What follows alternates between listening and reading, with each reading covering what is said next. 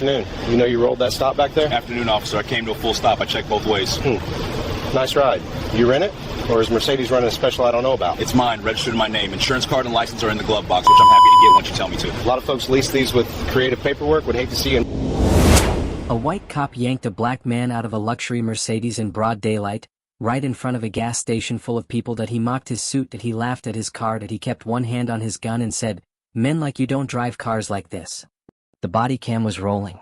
What that cop didn't know, what no one there knew, was that the quiet black man he was humiliating had the power to end his career with one phone call. And when the truth finally came out, the silence was louder than a gunshot. Before we go any further, take 1 second and subscribe to this channel. These stories matter, and drop a comment telling us where you're watching from. Now let's get back to it. Hands on the steering wheel. Don't move. The words cut through the heat like broken glass. Malcolm Reed froze. Both hands were already on the wheel. 10 and 2. Just like he'd been taught. His heart thumped once hard, then slowed. He took a breath through his nose. "I am not moving, officer," Malcolm said calmly. Officer Darren Holt stood inches from the driver's door of the black Mercedes SUV. His mirrored sunglasses reflected Malcolm's face back at him. Calm, dark eyes, no fear showing. Holt didn't like that. "I said don't move," Holt snapped again, louder this time, like volume meant power.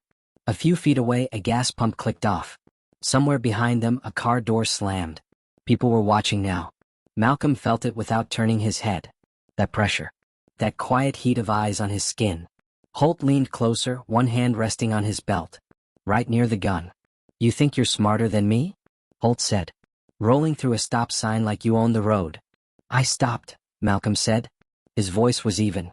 "And I'm happy to see the footage." "That did it?" Holt laughed. A sharp, ugly sound. "Footage," he repeated. "Listen to this guy." He stepped back and looked Malcolm up and down. Slow. Deliberate. The suit. The clean shoes.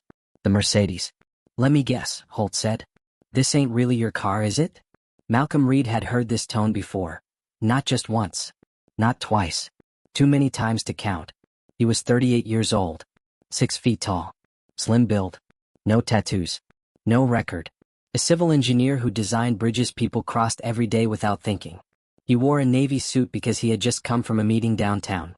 A meeting where people shook his hand and called him sir. But standing here on the side of a Texas frontage road, none of that mattered. All Holt saw was a black man in something he thought didn't belong to him. Malcolm kept his eyes forward. He did not sigh. He did not roll his eyes. He had learned long ago that small reactions could turn deadly. "My registration and insurance are in the glove box," Malcolm said carefully. "May I reach for them?" Holt didn't answer right away. He leaned in again. "Funny," he said. "You don't look like an engineer." Malcolm swallowed. "What does an engineer look like, officer?" he asked. Holt's jaw tightened. "Out of the car," Holt said suddenly. "Now." Malcolm opened the door slowly and stepped out into the sun. The heat hit him hard. The pavement shimmered like water. He could smell gasoline and burnt rubber. "Hands where I can see them," Holt barked. "My hands are right here," Malcolm said, holding them up. Holt moved closer. Too close. His chest puffed out like he was daring Malcolm to breathe wrong. "Don't get smart with me," Holt said. "Driving this fancy truck, suit and tie. Yeah. You think you're special." Malcolm said nothing. "Borrowed it from your boss?" Holt continued. "Or you leasing it under someone else's name?" Across the street, a woman filming with her phone whispered, "Oh my God." Another man shook his head but stayed silent. Holt pointed toward the hood of the SUV. "Hands on the hood." "Spread them." Malcolm obeyed. The metal was hot. It burned through his sleeves. "You fit the description," Holt added casually. Malcolm's jaw tightened. "What description is that?" he asked. Holt smiled, thin and cruel. "You know which one," he said. The words hung there. Heavy. Ugly. Malcolm closed his eyes for half a second. He thought of his mother, who used to call him every Sunday just to hear his voice, that he thought of his wife, who asked him every morning to text her when he arrived safe, that he thought of the oath he had taken years ago, one most people had no idea about. Behind Holt, the body cam blinked red. Recording. Escalation, control and silence. Holt patted Malcolm down hard. Too hard. His hands lingered longer than needed. "You nervous?" Holt asked. "No," Malcolm said. "You should be." A second patrol car rolled up. Tires crunched on gravel. Another officer stepped out but stayed back, watching. Holt stepped away and spoke loud enough for everyone to hear. Dispatch, run the plates. And check for priors. Malcolm stared at the road. He did not argue. He did not explain. He waited. People often thought silence meant weakness. They were wrong. As Holt talked into his radio, Malcolm slowly turned his head just enough to see the gas station window. His reflection stared back at him.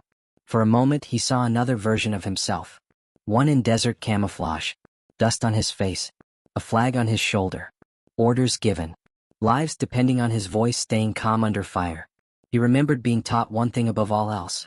Never react from anger. React from truth. Holt snapped his radio back onto his belt. Well, this is interesting, Holt said. Car's clean. For now. He stepped closer again. But that don't mean you are. That's when Malcolm finally spoke again. His voice was low. Steady. Officer, he said, I am cooperating. But I'd like to know why your hand has been on your weapon this entire time. Holt froze. The air shifted. The crowd leaned in. The body cam caught everything. Holt's smile vanished. Watch your mouth, he hissed. Malcolm looked him dead in the eye for the first time. I am, he said quietly. Very carefully. Sirens wailed somewhere far off. The Texas sun burned down without mercy. And in that moment, with cameras rolling, strangers watching, and one officer losing control, Malcolm Reed knew something Holt didn't. This stop was about to change everything. The heat did not stop, neither did the cameras. Officer Darren Holt shifted his feet. He did not like the way the stop felt anymore. Something had changed. He could sense it even if he did not understand it. You gonna answer my question? Holt said, trying to sound in control. Or you just gonna stare at me like that? Malcolm Reed stayed still. His hands were still on the hood. His voice was calm when he spoke. I've answered every question you asked, Malcolm said. You haven't answered mine. Holt scoffed. You don't get to ask questions here, he snapped. I do. The second officer, a younger man named Evan Kersey, cleared his throat. Darren, Evan said quietly. Dispatch is calling back. Holt ignored him. Turn around, Holt ordered Malcolm. Slow. Malcolm turned. His face was calm, but his eyes were tired. Not scared. Not angry. Just tired. Holt pointed at Malcolm's chest. You know what gets me? Holt said. Guys like you. Always acting calm. Like you're better than everyone else. Malcolm nodded once. I don't think I'm better than anyone, he said. I just think I deserve basic respect. That word, respect, hit Holt like a slap. You want to talk about respect? Holt snapped. You rolled a stop sign and you're acting like you're doing me a favor. I stopped, Malcolm said. And even if I didn't, this is not how a traffic stop works. The crowd had grown. A man with a work vest. A woman holding her child. A teenager filming with both hands. Someone whispered, this is messed up. Holt turned his head sharply toward them. Back up, he shouted. All of you.